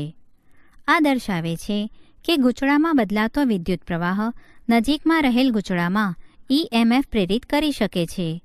આ પ્રેરિત EMFનું મૂલ્ય વિદ્યુત પ્રવાહના ફેરફારના દર અને આ બે ગૂંચળાના અન્યોન્ય પ્રેરકત્વ પર આધારિત છે. આત્મપ્રેરકત્વ સેલ્ફ ઇન્ડક્ટન્સ. અગાઉના પેટા વિભાગમાં આપણે એક સોલેનોઇડમાં બીજા સોલેનોઇડના વિદ્યુત પ્રવાહને કારણે ઉત્પન્ન થતું ફ્લક્સ લીધું હતું. એ પણ શક્ય છે કે કોઈ એક અલગ કરેલા ગૂંચળામાં તેમાંથી જ વહેતા પ્રવાહમાં ફેરફાર કરીને થતા ફ્લક્સના ફેરફારથી પણ તેમાં EMF પ્રેરિત થાય છે. આ ઘટનાને આત્મપ્રેરણ કહેવામાં આવે છે. આ કિસ્સામાં N આંટાવાળા ગૂંચળા સાથે સંકળાયેલ ફ્લક્સ એ ગૂંચળામાંના વિદ્યુત પ્રવાહના સમપ્રમાણમાં હોય છે અને તેને N phi B is directly proportional to I. N phi B is equal to L I 15 વડે દર્શાવવામાં આવે છે, જ્યાં સમપ્રમાણ અચળાંક Lને ગૂંચળાનું આત્મપ્રેરકત્વ કહેવામાં આવે છે. તેને ગૂંચળાનો આત્મપ્રેરણ અચળાંક પણ કહેવાય છે. જ્યારે વિદ્યુત પ્રવાહ બદલાય છે ત્યારે ગૂંચળા સાથે સંકળાયેલ ફ્લક્સ પણ બદલાય છે અને ગૂંચળામાં EMF પ્રેરિત થાય છે. સમીકરણ 15નો ઉપયોગ કરીને પ્રેરિત EMFને epsilon is equal to minus dN phi B upon dt, epsilon is equal to minus L di upon dt દ્વારા આપવામાં આવે છે. 16. આમ આત્મપ્રેરિત EMF ગૂંચળામાં વિદ્યુત પ્રવાહના કોઈપણ ફેરફાર, વધારો અથવા ઘટાડોનો હંમેશા વિરોધ કરે છે. સરળ ભૂમિતિ સાથેના પરિપથો માટે આત્મપ્રેરકત્વની ગણતરી કરવી શક્ય છે. આપણે આડછેદનું ક્ષેત્રફળ A, લંબાઈ L અને એકમ લંબાઈ દીઠ N આંટા ધરાવતા એક લાંબા સોલેનોઇડના આત્મપ્રેરકત્વની ગણતરી કરીએ. આ સોલેનોઇડમાં વહેતા પ્રવાહ Iના કારણે ચુંબકીય ક્ષેત્ર B is equal to mu naught NI. અગાઉની જેમ ધાર એટલે કે છેડાની અસરોની અવગણના કરતા આ સોલેનોઇડ સાથે સંકળાયેલ કુલ flux N phi B is equal to NL mu naught NI A is equal to mu naught N square ALI છે, જ્યાં NL એ આંટાઓની કુલ સંખ્યા છે.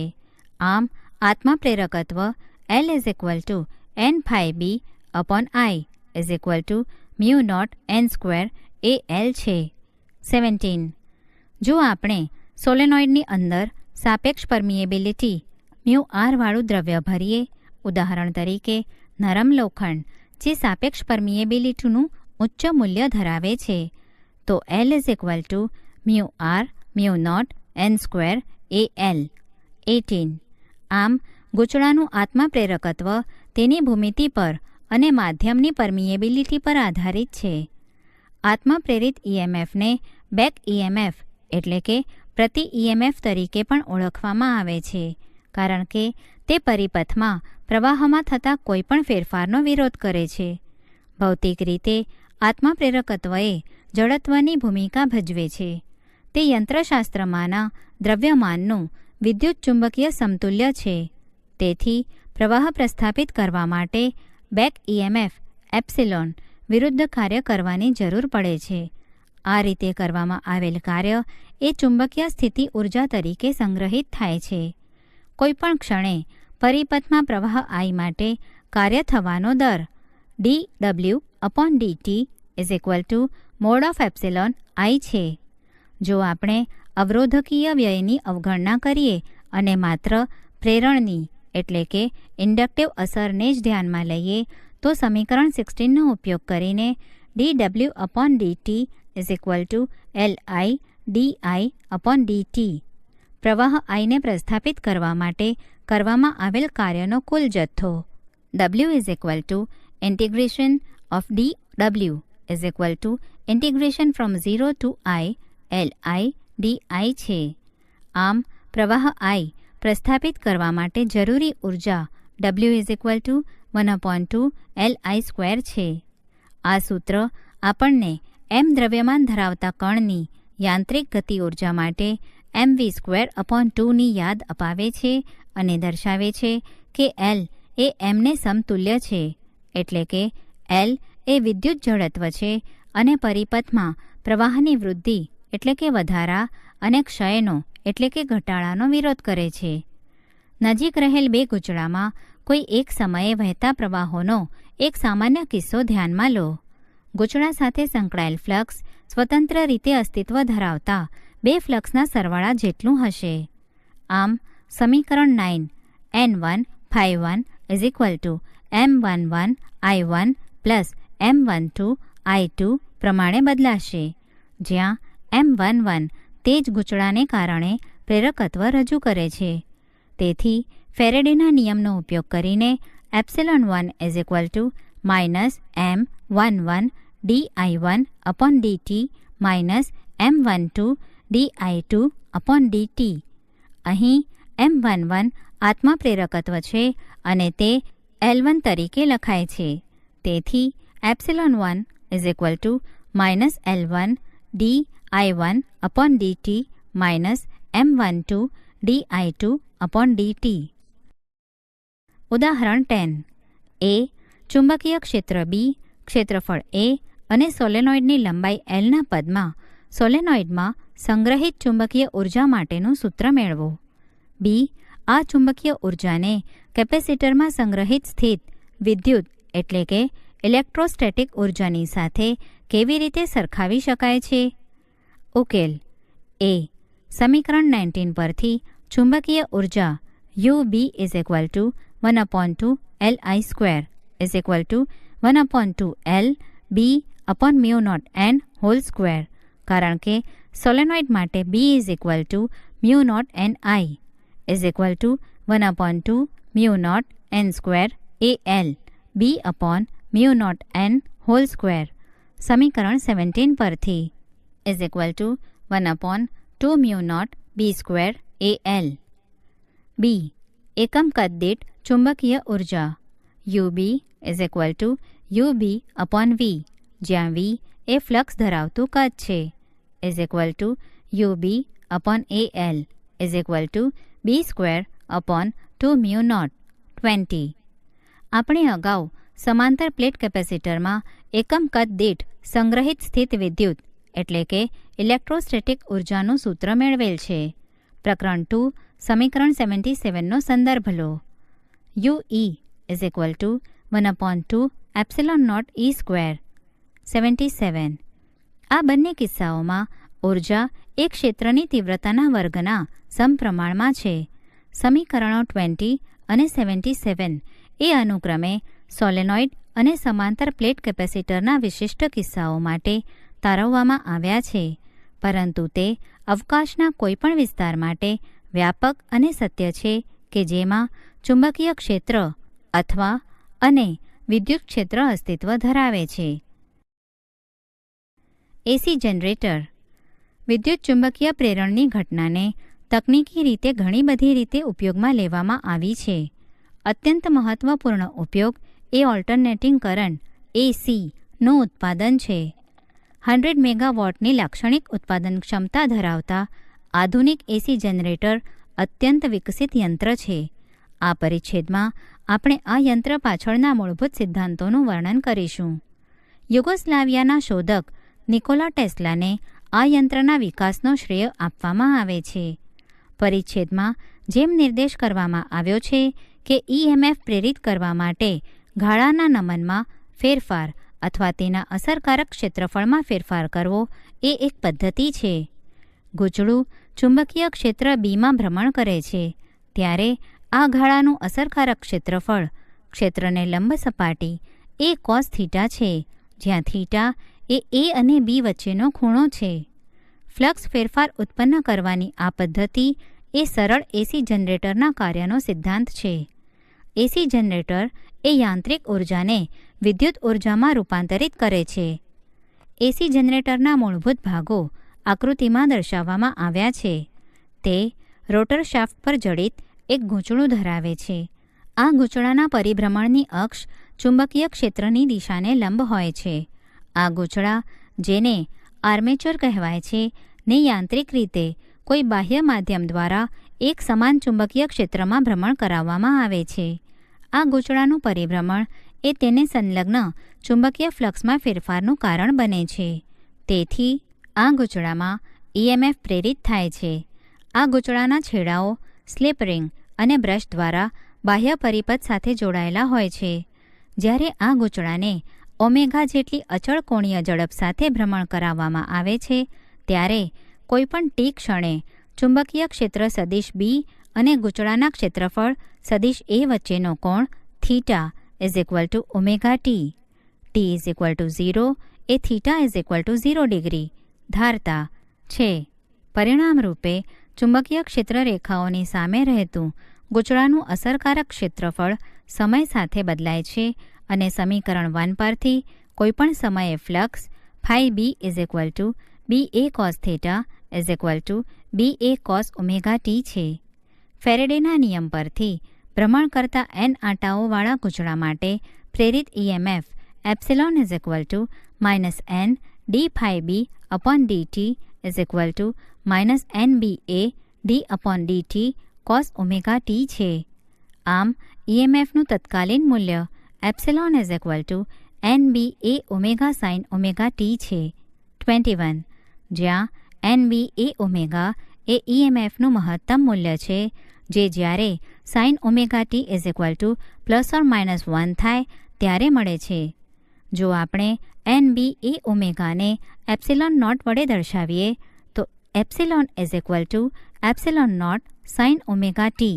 22. સાઇન વિધેયનું મૂલ્ય +1 અને -1ની વચ્ચે બદલાય છે. તેથી EMFની સંજ્ઞા કે દિશા, ધ્રુવત્વ એટલે કે પોલારિટી પણ સમય સાથે બદલાય છે. આકૃતિ પરથી નોંધો કે જ્યારે થીટા 90 ડિગ્રી અથવા થીટા 270 ડિગ્રી હોય છે, ત્યારે તેના EMFનું મૂલ્ય મહત્તમ પર હોય છે, કારણ કે આ બિંદુઓ આગળ ફ્લક્સમાં ફેરફાર સૌથી મોટો છે. પ્રવાહની દિશા આવર્ત રીતે બદલાય છે અને તેથી આ વિદ્યુત પ્રવાહને ઉલટસુલટ ઓલ્ટરનેટિંગ પ્રવાહ એટલે કે AC કહેવામાં આવે છે. ઓમેગા 2pV છે. તેથી સમીકરણ 22 પરથી એપ્સિલોન =ε0 sin 2πVT લખી શકાય છે. 23. જ્યાં V જનરેટરના ગૂંચળાના ભ્રમણની આવૃત્તિ છે. નોંધો કે સમીકરણ 22 અને 23 એ EMFનું તત્ક્ષણિક મૂલ્ય આપે છે અને એપ્સિલોનનું મૂલ્ય આવર્ત રીતે +ε0 અને -ε0 ની વચ્ચે બદલાય છે.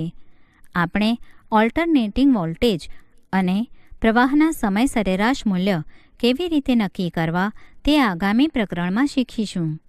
વ્યાવસાયિક જનરેટરમાં આર્મેચરને ભ્રમણ કરાવવા માટે જે યાંત્રિક ઉર્જા જરૂરી છે તે ઊંચાઈ પરથી પડી રહેલા પાણી દ્વારા, દાખલા તરીકે ડેમમાંથી પૂરી પાડવામાં આવે છે. આને હાઇડ્રો ઇલેક્ટ્રિક જનરેટર કહેવામાં આવે છે. વૈકલ્પિક રીતે કોલસો અથવા સ્ત્રોતોનો ઉપયોગ કરીને પાણી ગરમ કરી વરાળનું ઉત્પાદન કરવામાં આવે છે. ઉચ્ચ દબાણમાં રહેલ આ વરાળ આર્મેચરમાં પરિભ્રમણ ઉત્પન્ન કરે છે. આને થર્મલ જનરેટર કહેવામાં આવે છે. કોલસાની જગ્યાએ જો અણુ એટલે કે ન્યુક્લિયર બળતણનો ઉપયોગ થાય તો આપણે ન્યુક્લિયર પાવર જનરેટર મળે છે. આધુનિક સમયના જનરેટર 500 મેગાવોટ જેટલો ઉચ્ચ ઇલેક્ટ્રિક પાવર પેદા કરે છે, એટલે કે તે કોઈ 100 વોટના 50 લાખ બલ્બને પ્રકાશિત કરી શકે છે. મોટાભાગના જનરેટર્સમાં ગૂંચળા સ્થિર રહે છે અને ઇલેક્ટ્રોમેગ્નેટ્સને ભ્રમણ કરાવવામાં આવે છે. આ પરિભ્રમણની આવૃત્તિ ભારતમાં 50 હર્ટ્ઝની છે. USA જેવા અમુક દેશોમાં તે 60 હર્ટ્ઝ છે. ઉદાહરણ 11. કમલા એક સ્થિર સાયકલને પેડલ મારે છે. આ સાયકલના પેડલ્સ 100 આંટાઓ અને 0.10 m2 ક્ષેત્રફળ ધરાવતા ગૂંચળા સાથે જોડાયેલા છે.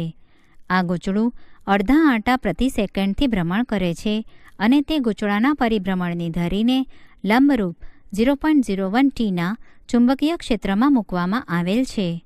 આ ગૂંચળામાં પેદા થતો મહત્તમ વોલ્ટેજ શું હશે? ઉકેલ: અહીં V is equal to 0.5 Hz, N is equal to 100, A is equal to 0.1 m² અને B is equal to 0.01 t છે.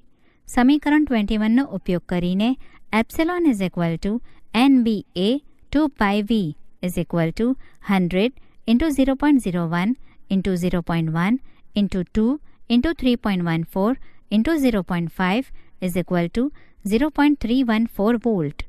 મહત્તમ વોલ્ટેજ 0.314 વોલ્ટ છે. અમે તમને વીજ ઉત્પાદન માટેના આવા વૈકલ્પિક વિકલ્પોની શોધ કરવા આહ્વાન કરીએ છીએ.